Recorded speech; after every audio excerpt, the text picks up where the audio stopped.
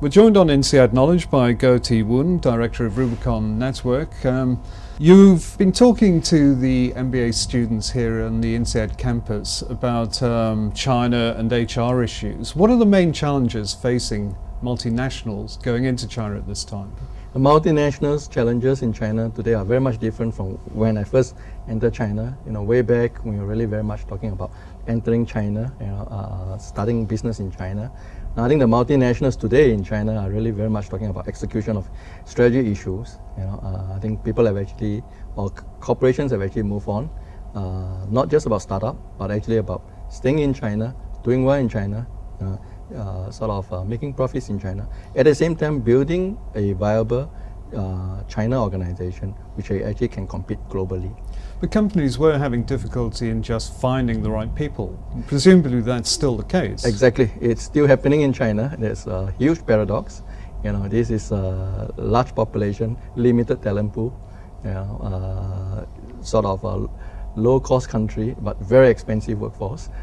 So you find in China that the required talent that is necessary for global execution is actually very scarce, and therefore you constantly face this problem of turnovers. You constantly face this problem of loyalty. So you spend a lot of time training them, you can never catch up with their turnover. So that's one of the big challenge. The issue really it's actually about sort of developing them, developing the right ones, and actually retaining them. What I call looking for the proper and the China manager. People who are Chinese, knows the Western practices, probably has some skills in connection building. At the same time, actually thoroughly understand the Chinese consumer, China markets. Yeah. You've been talking about specific China requirements, characteristics that might be quite useful for people to have. Humility was one of the factors that you talk about. What are the sort of factors that come into play here? I look at the people who have actually survived or thrived in China. I see that they have to have certain must-have attributes. I think one of the must-have is a sense of adventure. If you're going into China, if you're not daring to actually take adventure in China, it's a challenge. Now, the other one I would call, having the attitude of actually working 24/7. And another one is really being thick-skinned or persistent. I mean, probably more than that, a lot of passion of actually getting things done in China. So if I were to actually look at the skills needed in China, I would really put this as must-have. And then certainly, this again very much paradoxical. You have to be slow as well as so as to be humble. At the same time, you got to have speed. You got to be humble. Sort of at the same time, you got to be assertive.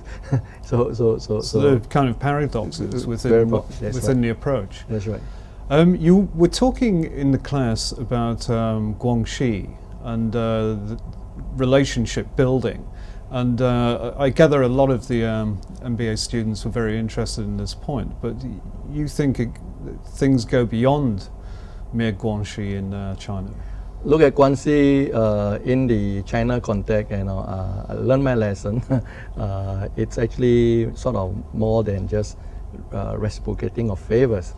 I think very much like the Western world, we have our sort of network, Boys network.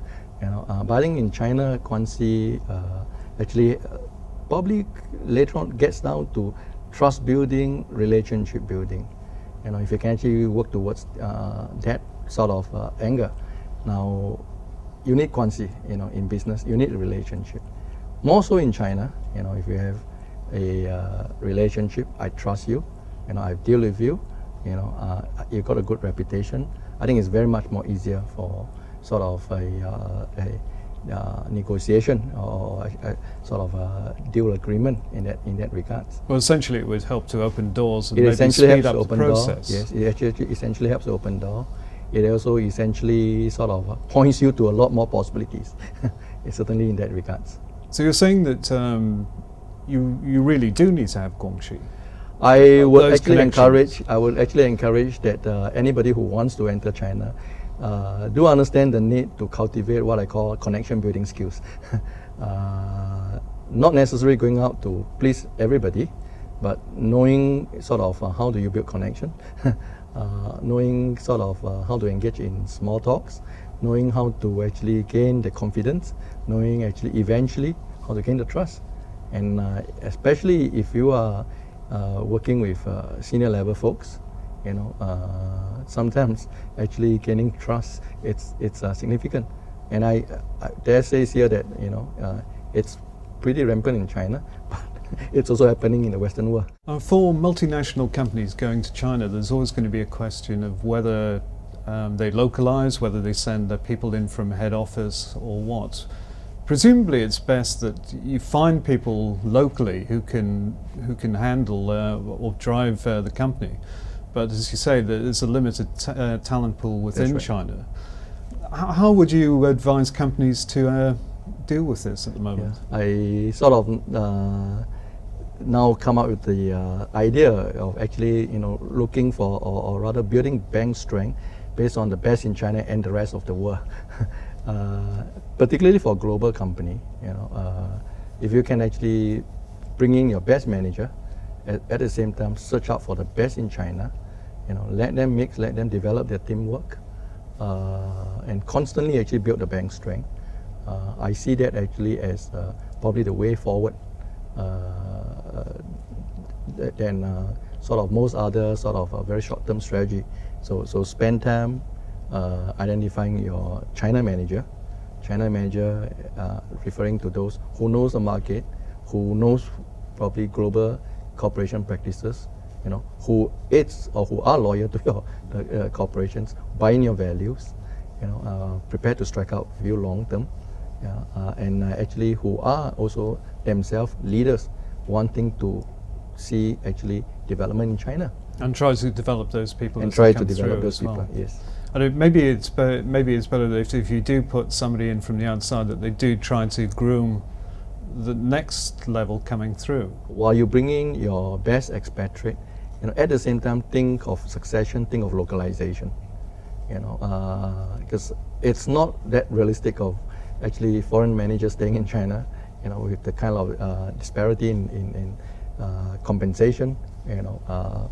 It's not realistic for the companies to actually sort of not manage the issue, you know. So bringing foreign managers who actually are positive about people, who actually knows how to develop people, you know, who actually comes in with a clear mindset that they are there to actually what we call BOT, build, operate, and transfer to the local folks.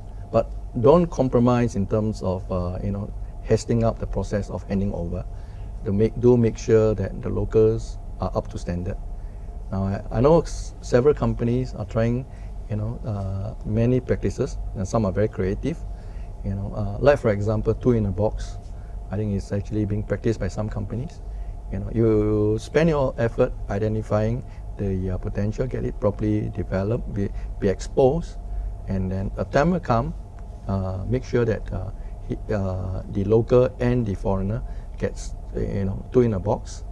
First year maybe, you know, the foreigners will take care of, the foreign managers will take care of 70% of the responsibility, and then 30% responsibility being borne by the local, you know, and then actually progress. Second year around, turn around, 70% by the local, 30% responsibility by the foreigner, and then subsequently, you know, the handing over. I think that helps tremendously. But along the way, one of those things which I think foreign managers can do a lot to help, and that is that sharing of experience. You know, there are a lot of things. I guess Chinese people, you don't have to worry about them going to the books. They are hungry for knowledge, but there's something that's more than knowledge. That I think the foreign experience manager should really spend more time coaching and doing experience sharing. You know, that actually helps. You know, in terms of the local developing. I mean, example. You know, how do you navigate or maneuver within the organizational political jungle? Or another example, sort of how do you actually sort of they evaluate projects. I think those are little experience tips and coaching, the local to actually avoid some of these pitfalls. Woon, Director of Rubicon Network, thanks for joining us on INSEAD Knowledge. Thank you very much.